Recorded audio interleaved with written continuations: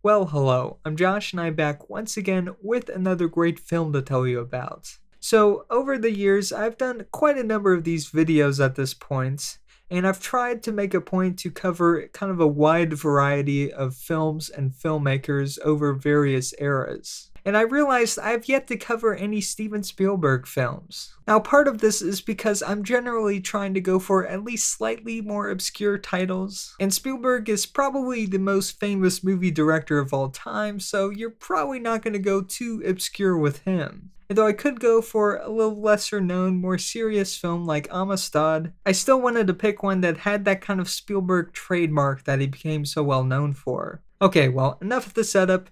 You've clicked on the video, so you already know I'm talking about Close Encounters of the Third Kind. Close Encounters of the Third Kind follows Roy Neary, a typical electric lineman from Indiana who becomes obsessed with searching for aliens after experiencing a close encounter with a UFO while out on the job. Meanwhile, a single mother, Jillian Geiler, is also noticing strange things starting to happen around her house, culminating in the abduction of her son by aliens. Simultaneously, the film tracks a team of researchers led by French scientist Claude Lacombe as they travel around the world investigating all of these strange occurrences. So as you can see, this film has a bit of an unusual plot. Instead of following a single person, this film takes the approach of having all these different characters and stories start far apart and gradually interweave and come together. The other thing that really caught me off guard is this isn't an alien invasion film by any means either. I remember when I first watched this, I thought it was going to be more of an invasion film, like War of the Worlds or something. And it definitely has some horror and thriller elements in it leading up to the climax, but yeah, it never really goes into that monster movie realm like I remember I initially thought it would. I guess maybe going into it thinking of something like Jaws or Indiana Jones or pretty much any other alien movie I'd seen, I had made that my expectation. But thankfully they don't just go for more of that, as I think this aspect helps make the film stand out as a little more serious approach to the subject.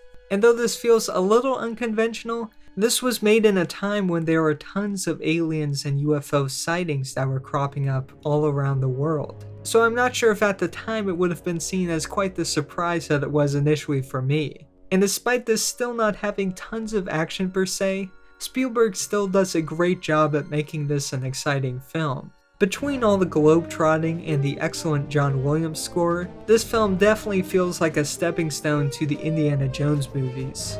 Spielberg just has that great knack for composing a large cast of extras in a frame to make the image feel very dynamic. And some of the shots in this film can really be put up there with some of the great shots from the masters of epic films like David Lean and Akira Kurosawa. An interesting fact about the release in this film, it came out in 1977, which was the same year as the original Star Wars film. And George Lucas wasn't feeling too confident about his little sci-fi fantasy movie, and he even told Spielberg as much. But Spielberg loved the film and predicted that Star Wars would actually outperform Close Encounters, and so they ended up actually making a bet for the percentage of the profits for each other's films, depending on who was right. A bet which has since earned Spielberg millions upon millions of dollars. But despite Star Wars breaking every box office record in the book, Close Encounters of the Third Kind was really no slouch either. It's definitely regarded as a classic and was quite a personal film for Spielberg. He actually first tackled the subject of aliens with his film that he made in 1964 called Firelight, which aside from a small clip is completely lost today. And so this film in some ways is considered a remake of that. And one of my favorite scenes from Close Encounters is the very first time Richard Dreyfuss encounters the UFO. It's set almost like a horror scene where he's driving this dark road in the middle of nowhere and all alone. And as he stops to check his map, it appears that another car pulls in behind him. It's a very background thing while you're more focused on Dreyfuss in the foreground, but he does move his hand in the direction of the car to draw the audience's attention to make sure they see it. And then we as the audience get thrown when what looks to be a car rises up and out of frame. Then everything starts to rattle and shake and a massive light beams down from the sky. It's a really frightening scene that is completely based off not actually seeing the alien or the monster, but off of the effects and the reactions to them. And Spielberg of course showed this method off quite effectively a few years earlier with his film Jaws. And I know I don't need to explain too much about it, but a notable aspect of the film is that since the mechanical shark they made for it was pretty unreliable in the salt water, he was forced to show it only in bits and pieces, and rely mainly on inferring its presence rather than showing it. And throughout this film, he tends to do a very similar thing. And another iconic scene takes place in Melinda Dillon's house, where all of the appliances are going crazy and the lights start shining through the windows and then the door frame. It's another really effective scene where you don't actually see any aliens, and so it really relies on your imagination to fill in the gaps. And to sell the two very different performances needed for the scene, where the child is very happy and welcoming to the alien presence, while the mother is terrified out of her mind, Spielberg actually walked the young actor through the entire scene, showing how all of the appliances and the lights would act, meanwhile not telling Melinda Dillon, who played the mother, anything about what was going to happen.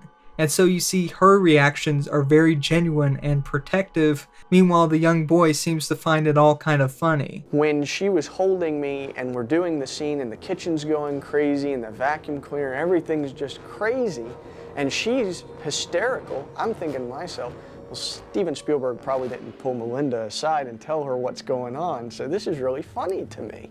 And all the effort they put into this clearly works. I mean, this film is obviously a pretty big special effects extravaganza, with a budget and sets much larger than anything Spielberg had worked with before. But I think we can all agree that no matter how impressive your budget, special effects don't always age well, especially when they are at the forefront. So I think it was pretty smart for Spielberg to take this into account. And despite having much more money than he had on Jaws, where as I said he had to kind of skimp and save to get enough coverage, he had the budget this time where he could have shown things head on, and they probably would have looked fine if not great for the time, but would have most likely aged with the rest of the films of its time. Whereas the film we do have looks pretty flawless. Sure, there are a few moments here and there that are pretty clear effect shots, but for the most part everything is masked either in darkness or, in the case of the aliens, intense beams of light. So despite the fact that most effects-heavy films of its day, or even ones more recent, do not age super well, Close Encounters still feels pretty real and is very easy for younger audiences to get into. And I also have to touch on the score of this film.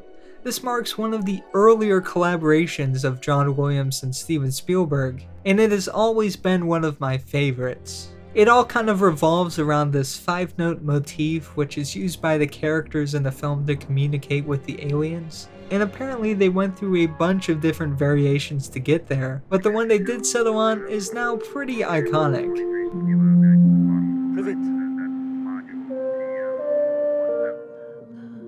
And the film also has a great cast. Richard Dreyfuss to start is great as the father, who's really more of a child at heart. Maybe a little too much of a child, but regardless, Dreyfuss plays it wonderfully. You also have Teri Garr, who was in a lot of great films back in the day, like The Conversation, Young Frankenstein, and so on. And of course she's great in this as well. And then there's also Melinda Dillon, who you may recognize as Ralphie's mom in A Christmas Story. And in addition to the main stars, you also have French director Francois Truffaut as the UFO scientist. It's really cool to see him outside of his normal space, and he does a fantastic job, as well as his translator in the film played by a young Bob Balaban, and he is just fantastic in this too. And you might also find it interesting if you pay attention to the scene where Richard Dreyfuss is with all the people on the side of the road watching the UFOs fly over. The old farmer is actually played by Robert Blossoms, who you may recognize as the old neighbor Marley from Home Alone. So though this film did not reach the heights of the blockbuster that Star Wars and maybe even Jaws did, it certainly did pretty well for itself, grossing nearly $307 million worldwide. In a way, though most people from the time remember it, it's not nearly as talked about as other Spielberg blockbusters from the era like Raiders of the Lost Ark and E.T., though still much more than something like 1941. And in a way, that's kind of one of the things I like about it. Though it's still a massive movie and probably Spielberg's biggest budget for the time, it still feels quite small and personal in many ways. It doesn't rely on constant action or big invasion set pieces to make it enjoyable, but instead is more about stirring your imagination and wondering what's out there. And there have since been 2 alternate versions of this film to be released. The first version was called the Special Edition, and it adds a few extra scenes missing from the film, such as a scene of a lost ship being discovered in the desert. And this one is pretty cool, as it was actually a model put in the foreground, while the actors approaching it were actually far off in the distance. And it makes a few other slight changes, but is mostly unnoticeable, except for the changes to the ending, where, spoiler warning, when Richard Dreyfuss walks up into the alien ship, and where the theatrical cut has him fade into the huge white light coming from the ship, they now show the inside of the mothership.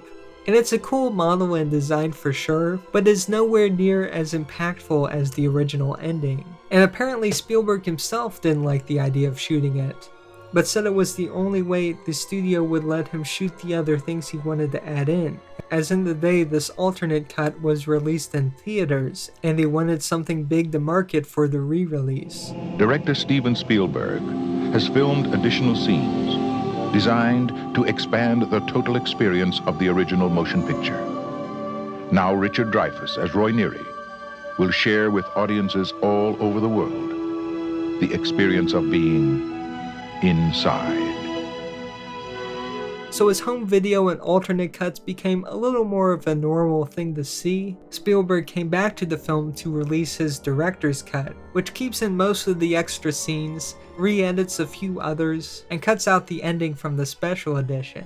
And despite that, the film ends up running about 5 minutes longer. And I have not really heard a critical consensus on which version is the best. I'm sure there are plenty that say the theatrical version is the purest and, the best one to go to. But seeing that the added scenes were shot only a few years after the movie came out, none of the effects or anything are anywhere near as jarring as the Star Wars special editions, where they overlaid a ton of modern CGI technology over film from the 70s.